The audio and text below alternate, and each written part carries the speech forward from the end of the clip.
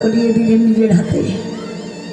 মায়েরা ভাগ্য দেখেছ, সারা জীবন পতি সেবা করেছে, কিন্তু আজ সে জানে না পতি সেবা করতে করতে আজ সে নিজের হাতে কার সেবা করছে। জগৎপতি ওই জয়দেব রূপী জগৎপতি ভগবানকে সেবা করাচ্ছেন স্বামী। ওখান একটা কথা বলি মা, তখনকার একটা নিয়ম ছিল কি জানো, স্বামী স্ত্রী দুজনের অন্য এক থালায় বাড়া হতো। স্বামী আগে খেয়ে উঠে গেলে যেটা থাকবে বাকি অর্ধেক এঠো ওটাই স্ত্রী গ্রহণ করত। ভগবান সেবা করছেন, পদ্মাবতী বাতাস করছেন, জল লাগলে জল দিচ্ছেন, যেটা লাগছে বলার আগে আগে দিয়ে দিচ্ছেন। সেবা হয়ে গেল। জগৎপতি ভগবান বলছে, পদ্মা তুমি বাকিটা সেবা করি নাও, আমি একটু বিশ্রাম মন্দির থেকে আসি। ভগবান চলে গেলে এবার জয় পদ্মাবতী ওই আসনে বসে যেই না হাতটা ধৌত করে এক গ্রাস অন্ন মেখে নিয়ে বদনে দিতে যাবে, ঠিক তখনই বাইরে থেকে জোরে জোরে টোকা পড়ছে, পদ্মা, ও পদ্মা, কি গো এত দেরি করছো কেন, দরজাটা খোলো। পদ্মাবতী চমকে গেছে, কি গো, ঘরে যে সে আমার পতি, কিন্তু বাইরে থেকে যিনি কথা বলছেন উনিও তো আমার স্বামীর মতো কণ্ঠ। কে? ছুটতে ছুটতে গিয়ে দরজাটা খুলে দিয়েছেন। এ কি, আপনি কে? জয়দেব বলছে, পদ্মাবতী তুমি এমন ভূত দেখার মতো চমকে উঠলে কেন? আমি তোমার স্বামী। স্বামী? আপনি যদি আমার স্বামী হবে, ভেতরে যিনি তিনি কে? জয়দেব বলছে, পদ্মা তুমি কি বলছো, আমি তোমার স্বামী। কি পদ্মা, তুমি আমায় সেবা না দিয়ে তো কোনোদিনও সেবা করো না গো, আজকে তুমি আমার আগে সেবা করে নিলে। পদ্মা বলছে, কি বলছো? এক্ষুনি তো এসে বললে কি একটা মনে পড়েছে লিখবে, তাই লিখে আমার কাছে এসে সেবা চাইলে আমি তোমায় সেবা দিলাম, আর এখন বলছো আমি তোমার আগে সেবা করতে বসেছি। বাবা, কবি জয়দেব আর আমাদের সাথে তুলনা করা যাবে না, তারা ভগবানের সাক্ষাৎ লীলা দেখে দেখে লিখছেন, তাহলে তাদের ভাবনাটা আমাদের থেকে আলাদা নয়। চোখ বন্ধ করে কিছুক্ষণ জয়দেব হৃদয় দিয়ে অনুভব করছে, হৃদয়টা নাড়া দিয়ে হচ্ছে, মনে মনে মনে হচ্ছে তা, আর যেন সে মনে হয় এসেছে। বলছে, পদ্মা তুমি না একটু দাঁড়াও, আমার মন যা বলছে তাই হয়নি তো। এই কথা বলে ছুটতে ছুটতে গীত গোবিন্দ মন্দিরে গিয়ে যেই না দাঁড়িয়েছে, বাবা গীত গোবিন্দ গ্রন্থটা হাতে নেওয়ার আগেই বুঝতে পারলেন মন্দিরটা পদ্মলোচন পলাশে শ্রী গোবিন্দের অঙ্গগন্ধে মন্দিরটা এমন ভাবে সরভীত হয়ে গেছে। নিতাই গৌর হরি হরি বল, হরি হরি হরি হরি বল।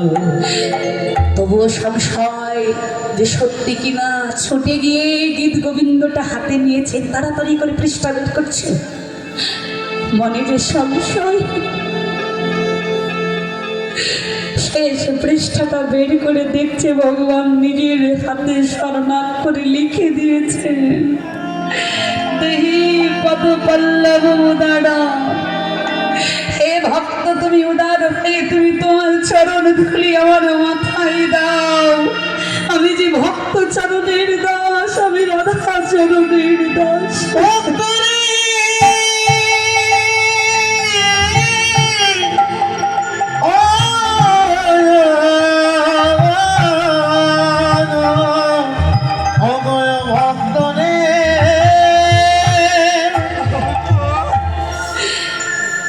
জয়দেব ওই গীত গোবিন্দ মন্দির থেকে বের হয়ে ছুটতে ছুটতে এসেছে। পদ্মা, ও পদ্মা, তুমি জানো না তুমি আজ কি করেছো? পদ্মা, সারা জীবন তুমি আমার সেবা করেছো, পতি সেবা করেছো, পতি সেবা করেছো। সারা জীবন আমি ভগবানের লীলা লিখেও তার সঙ্গ পেলাম না, আর তুমি সামান্য সামান্য পতি সেবা করে আজ জগৎপতির সেবা করলে নিজের হাতে। ও পদ্মা স্বামী রূপে আমি তোমার গুরু হই বটে, কিন্তু তুমি আমার জগৎ গুরুকে আমার ঘরে এনেছ। তাই আমি কি করবো জানো? জয়দেব নিজের স্ত্রীর চরণে আছা রেখে পড়ে বলছে, পদ্মা গো একেবারে দাও দাও তোমার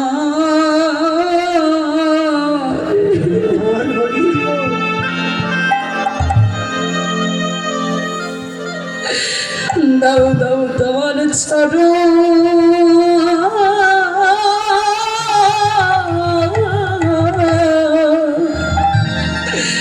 রাধে তোমার চরণ ধুলা গো পদ্মা গো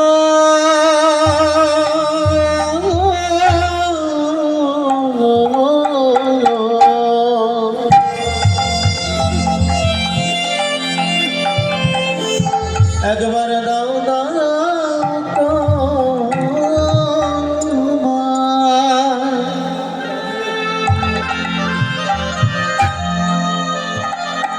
তোমার চরণে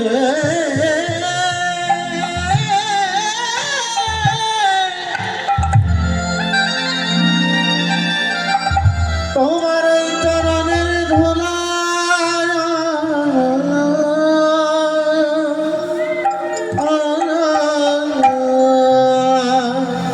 সাউন্ডের কেকটা বাড়িয়ে দিতে পদ্মা গো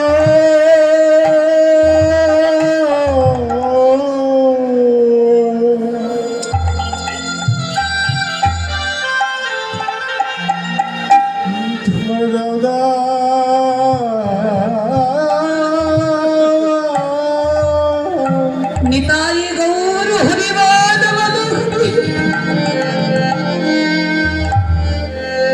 দাদা তোমার চরণে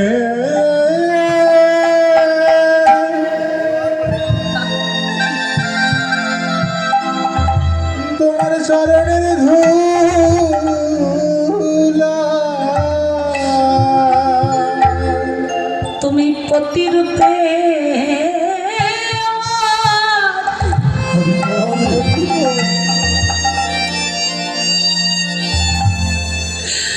আমার জগৎপতি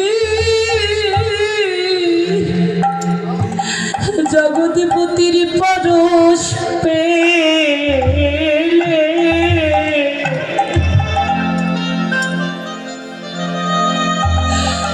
পদ্মা আমি তো পেলাম না। এই দাও দাও তোমার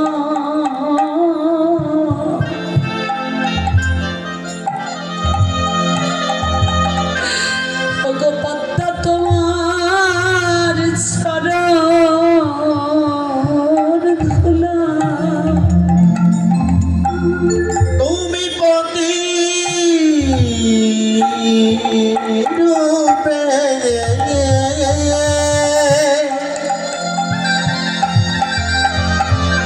পতি রূপে জগৎপতির কোন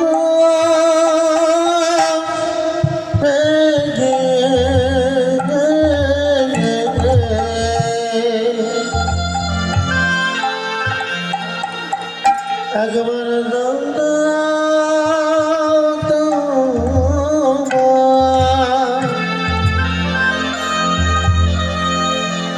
তোমার চরণে ধুলা বলি তোমার মতো এমন ভাগ্যবতী কজন আছে।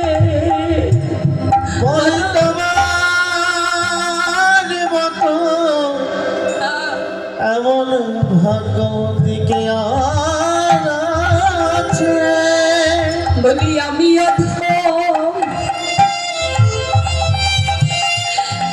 আমি অধম পেলাম না